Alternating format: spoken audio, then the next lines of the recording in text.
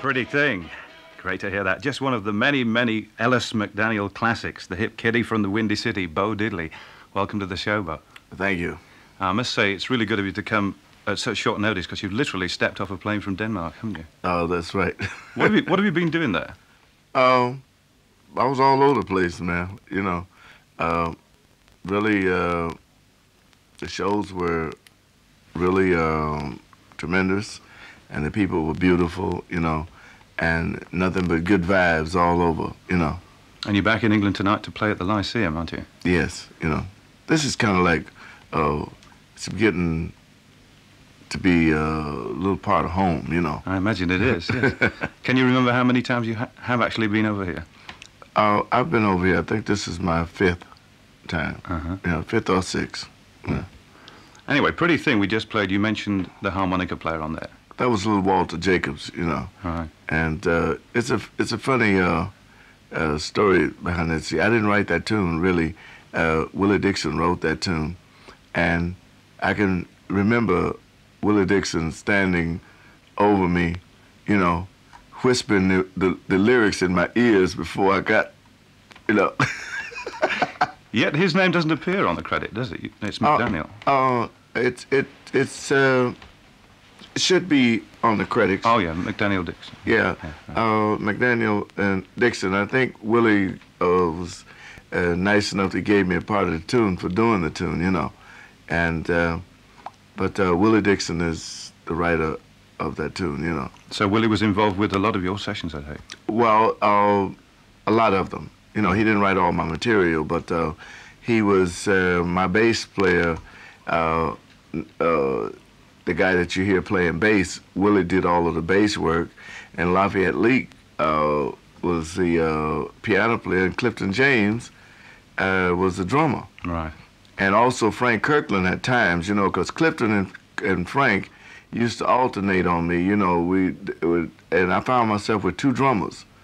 You know, one would say, well, I want to stay home, you know, for 2 or 3 weeks, man, you know, and I'll get Frank to take my place. Right.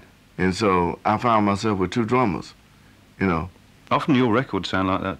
They do have 2 drummers on them because of the jungle rhythm there going on the tom-toms. It sounds like more than one person playing. Right, you know, well, Clifton James actually is the original drummer. Yeah. You know, and I think he's been over here quite a few times with Willie since he's not been working with me, you know. And I hate that he quit the group, but everybody, you know, gets to the point where they want to do their own thing. Okay. And, you know, I can respect that, you know. Okay, let's get into another track. This is Diddley Daddy.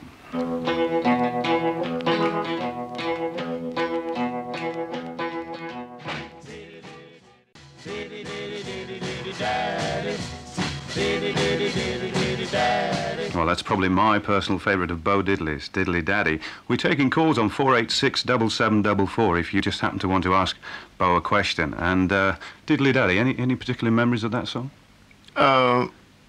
Nothing really spectacular about that tune. It's just during the time when I did all of those things that had something connected with my name in it, I was really off on a kind of a me thing, you know. Right.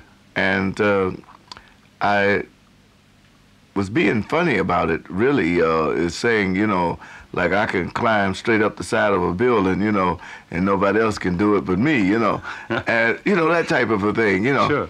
And it's to keep people laughing and with a smile on their face, you know. Right, right. You know. I've just put a magazine in front of Bo with a classic picture of the early band, and you just mentioned that, sadly, Jerome has died. Jerome Green has Well, this is, don't really take my word for it. This is something only, I'm repeating something that I got from someone in New York that knew him also. They told me that he had passed away. And then I got a few people in other cities that asked me, is it true that Jerome passed away? And I started wondering about it because Jerome used to call me every year on New Year's Eve, you know. And one year, he never called. And I started trying to find out where he was living in New York, you know, because I moved, but he had my new number. And if he didn't have it, it wasn't no problem for him to get it, because all he had to do was call the record company. You know what I'm saying? And so I never got a call from him. That's been at least 6, 7 years. So you haven't worked together for quite a while, in fact. Oh no, I didn't have none of this group's work with me for many years. Right, but you did make a very big hit record together, didn't you? Same Oh Man. sure. Yes. Oh yeah, Jerome was the greatest, man. All right, let's hear it now.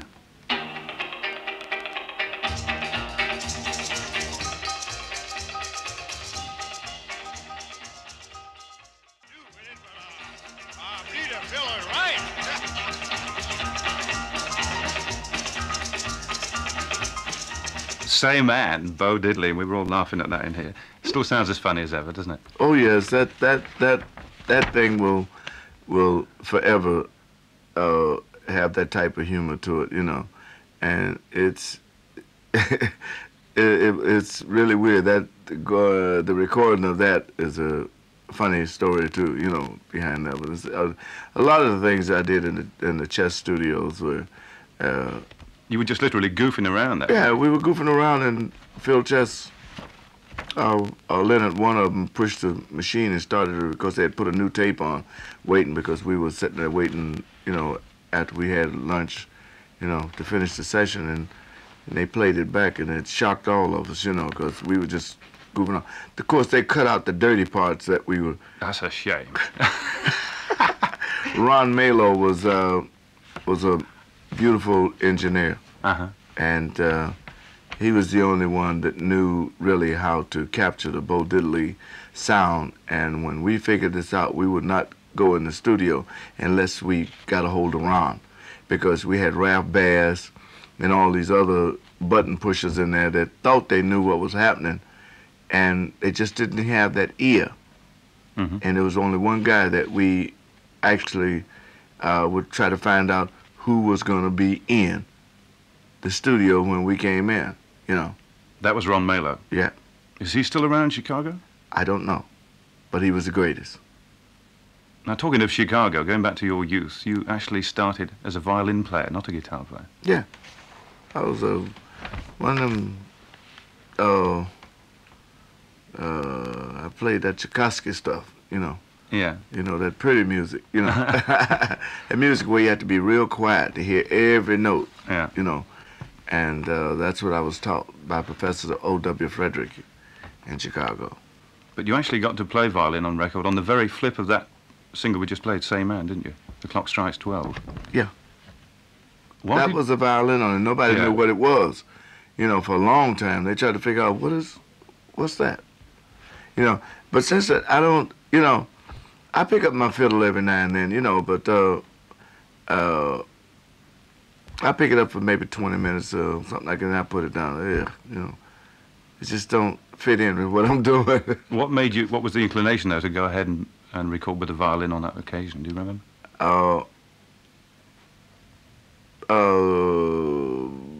Can I say I call myself being smart?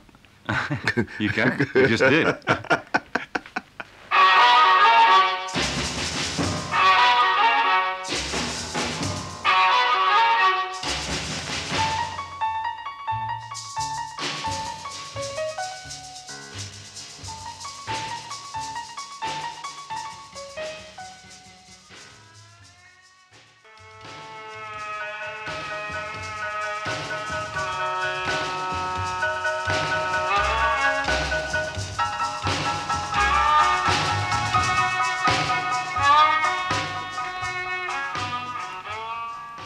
Bo Diddley, my guest, and that's The Clock Strikes 12. We're taking calls, actually, on 486-7744. Janet, Paul and Angela answering the phone. And in fact, we've had a couple of things come in.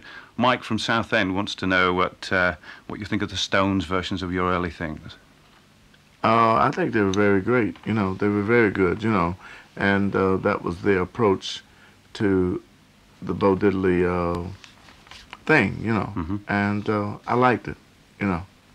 And in fact, the Rolling Stones and myself, we go back a long time, all the way back 1964, when I first met them here before they became giants in the business, you know. And we've always been pretty tight, you know. Of course, we never got a chance to run into each other that much, but we, if I'm in town and they know I'm in town, they'll leave a message at the hotel. They can find out where I'm staying. I'll do likewise, you know. And it's always been that way, you know. Now, Bo, I have a story myself about the Stones. I actually saw you for the first time on that tour with the Rolling Stones in 1963. And afterwards, I actually got to meet a couple of the guys, Keith Richards and Charlie Watts. And Keith was ranting and raving on about Jerome, how he was telling him he'd been paid $50 a week on tour with Jimmy Reed to keep Jimmy Reed sober. Does that make any sense? Would that have been true? It could have been. Right. But see, Jerome was always a shrewd character, you know. Yeah. You never could tell what Jerome was off into. You understand what I mean? But he never got into trouble. You know what I mean? It wasn't. He never would get into anything illegal. But if it was some way to, you know, to make him some money, you understand what I mean? And he'd figure out how to do it. And I remember once when we were riding a bus going through the South in the States, you know. Everybody got hungry on the bus, and Jerome had made a shopping bag full of sandwiches, and had some beer and everything sitting back in the back of the bus like King Tut or somebody, you know. And so cats got hungry, and he knew that they couldn't get nothing to eat because everything was closed. Yeah. He's sitting back in the bus and telling them, well, my store's open. Great. Make a few bucks, yeah. He sold out in a half a mile. So. Another question. Mike from Whitstable asks, apart from I'm Sorry, has Bo recorded any other doo-wop type records? Oh, sure. I don't remember the name of them, but I did quite a few that just didn't decide to do too much of pushing them as singles. Yeah. You know. And I think that this is the reason why maybe a lot of people don't know that I did quite a few real slow shooby-doo songs, you know. And I had one called Tonight Is Ours, which I thought was really great. Instead, they pushed something else on the other side that I hated, you know. And I clearly remember that. Did you have much say in what came out as singles and albums? Chess did some very strange things. I was just looking in this book here, and I see something that, you know. This discography we got in front of us, yeah. Yeah, but I won't say anything about it until after I go a little bit further and really check it out good. Well, you say what you like, it doesn't matter. But I find a lot of stuff that Chess did